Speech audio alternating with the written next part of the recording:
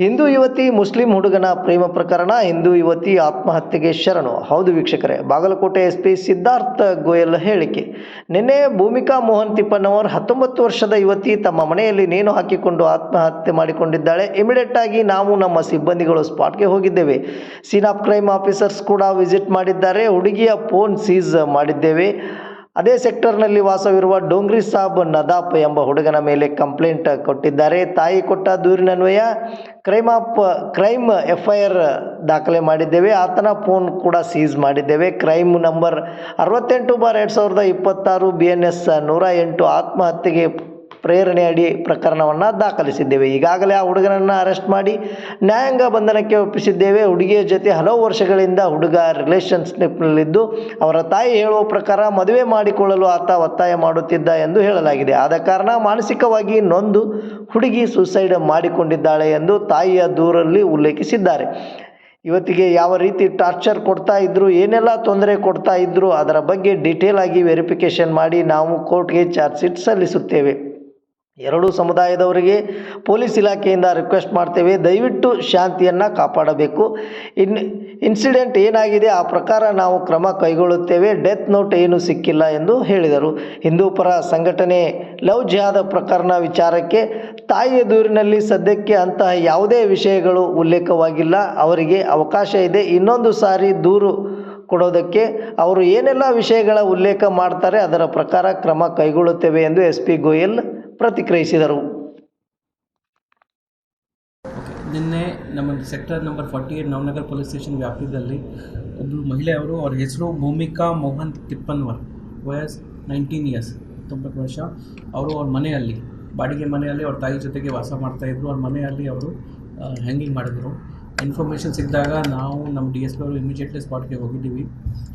ಅಲ್ಲಿ ನಮ್ಮ scene of crime officer ಕೂಡ ವಿಸಿಟ್ ಮಾಡಿದ್ದಾರೆ. ಅಲ್ಲಿ ಏನು ನಮಗೆ ಎಲ್ಲ ಏನು ಸೈಂಟಿಫಿಕ್ ಎವಿಡೆನ್ಸ್ ಏನಿತ್ತು ಎಲ್ಲ ಕಲೆಕ್ಟ್ ಮಾಡಿದ್ದೀವಿ. ಆ ಹುಡುಗಿದ್ದು ಫೋನ್ ಎಲ್ಲ ಸೀಸ್ ಮಾಡಿದ್ದೀವಿ. ಇನ್ಸಿಡೆಂಟ್ ಆದ ನಂತರ ಅವ್ರ ತಾಯಿ ಅವರು ಒಬ್ಬ ಹುಡುಗ ಡೋಂಗ್ರಿ ಸಾಬ್ ನದಾಪ್, ಅದೇ ಸೆಕ್ಟರಲ್ಲಿ ಸುಮಾರು ವಯಸ್ಸು 22-23 ವರ್ಷ ವಯಸ್ಸು, ಅವನ ಮೇಲೆ ಕಂಪ್ಲೇಂಟ್ ಕೊಟ್ಟಿದ್ದಾರೆ.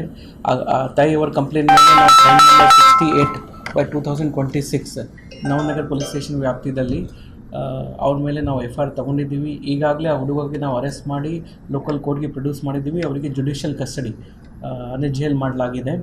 ಅವ್ರ ಕಂಪ್ಲೇನಲ್ಲಿ ಏನಿತ್ತು, ಈ ಹುಡುಗನ ಜೊತೆ ಈ ಹುಡುಗಿದ್ದು ಕೆಲವು ವರ್ಷದಿಂದ ರಿಲೇಷನ್ಶಿಪ್ ಇತ್ತು. ಇವನು ತಾಯಿ ಹೇಳೋ ಪ್ರಕಾರ ಇವರು ಅವರಿಗೆ ಮದುವೆ ಮಾಡಬೇಕು ಅಂತ ಪ್ರೆಷರ್ ಮಾಡ್ತಾಯಿದ್ರು. ಆ ಕಾರಣ ಸ್ವಲ್ಪ ಮನ್ಸು ಮಾಡಿಕೊಂಡು ಆ ಹುಡುಗಿ ಸುಸೈಡ್ ಮಾಡಿದ್ದಾರೆ. ಹುಡುಗಂದು ಕೂಡ ಫೋನ್ ನಾವು ಸೀಸ್ ಮಾಡಿದ್ದೀವಿ, ಹುಡುಗಿಂದು ಕೂಡ ಸೀಸ್ ಮಾಡಿದ್ದೀವಿ. ಮನೆಯಲ್ಲಿ ಬೇರೆ ಎವಿಡೆನ್ಸ್ ಇತ್ತು, ಅದನ್ನು ಕೂಡ ಸೀಸ್ ಮಾಡಿದ್ದೀವಿ. ಎಲ್ಲ ನೀಟಾಗಿ ನಾವು ಅನಲೈಸ್ ಮಾಡ್ತಾಯಿದ್ದೀವಿ. ಯಾವ ರೀತಿ ಟಾರ್ಚರ್ ಕೊಡ್ತಾಯಿದ್ರು ಅಥವಾ ಯಾವ ರೀತಿ ಏನು ಮಾಡ್ತಾಯಿದ್ರು ಅದ್ರ ಬಗ್ಗೆ ನಾವು ಡಿಟೇಲಾಗಿ ಇನ್ಕ್ವೈರಿ ಮಾಡಿ ಆದಷ್ಟು ಬೇಗ ಕೋರ್ಟ್ಗೆ ನಾವು ನಮ್ಮ ರಿಪೋರ್ಟ್ ಸಲ್ಲಿಸ್ತೀವಿ ಅಂತ ನಾನು ಇನ್ನೊಂದು ಹೇಳೋಕ್ಕೆ ಇಷ್ಟಪಡ್ತಾ ಇದ್ದೀನಿ. ಇದು ಒಂದು ಐಸೋಲೇಟೆಡ್ ಇನ್ಸಿಡೆಂಟ್ ಇದೆ. ದಯವಿಟ್ಟು ನಾನು ಎರಡೂ ಸಮುದಾಯಕ್ಕೆ ರಿಕ್ವೆಸ್ಟ್ ಮಾಡ್ತೀನಿ, ತಾವು ಶಾಂತಿ ಕಾಪಾಡಬೇಕು. ಇನ್ಸಿಡೆಂಟ್ ಏನಾಯಿತು ಅದ್ರ ಪ್ರಕಾರ ನಾವು ಈಗಾಗಲೇ ಆ್ಯಕ್ಷನ್ ತೊಗೊಂಡಿದ್ದೀವಿ, ಇನ್ನು ಮುಂದೆ ಕೂಡ ತಗೋತಾ ಇದ್ದೀವಿ. ಡೆತ್ ನೋಟ್ ನಮ್ಗೆ ಏನೂ ಸಿಕ್ಕಿಲ್ಲ. ಸರ್, ಇದು ಲವ್ ಜಿಹಾದ್ ಅಂತ ಯಾಕಂದರೆ ಅವರು ಭಾಳ ಟಾರ್ಚರ್ ಕೊಡ್ತಿದ್ದಾರೆ. ಮನೆ ಬಾಗಿಲ ಹತ್ರ ಬಂದು ಕಂಠ ಹಚ್ಚಿ ನೀವು ಬರಬೇಕು, ನಾನು ಕರ್ದಲ್ಲಿ ಬರಬೇಕು, ಹಂಗೆ ನೀನು ಹಿಜಾಬ್ ಹಾಕಬೇಕು, ನಮ್ಮನೆಗೆ ಇರಬೇಕು, ಹಂಗೆಲ್ಲ ಭಾಳಷ್ಟು ಟಾರ್ಚರ್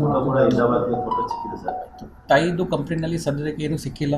ಬಟ್ ಅವರಿಗೆ ಇನ್ನೊಂದು ಸರಿ ನಾವು ನಿನ್ನೆ ಶಾಕಲ್ಲಿ ಇದ್ದಾಗ ತಾಯಿಯವರು ಬೇಕಾದರೆ ಬಹುಶಃ ಪೂರ್ತಿ ಹೇಳಿರಲಿಲ್ಲ. ಇನ್ನೊಂದು ಸರಿ ಅವರಿಗೆ ಕಳಿಸ್ತೀವಿ. ಅವರು ಏನೇನು ಹೇಳ್ತಾರೆ ಎಲ್ಲ ಫ್ಯಾಕ್ಟ್ಸ್ ನಾವು ನೀಟಾಗಿ ವೆರಿಫೈ ಮಾಡ್ತೀವಿ. ಇನ್ನೊಂದು ಹೇಳೋಕ್ಕೆ ಇಷ್ಟಪಡ್ತೀನಿ, ಈಗಾಗಲೇ ನಾವು ಅಕ್ಯೂಸ್ಗೆ ಅರೆಸ್ಟ್ ಮಾಡಿದ್ದೀವಿ.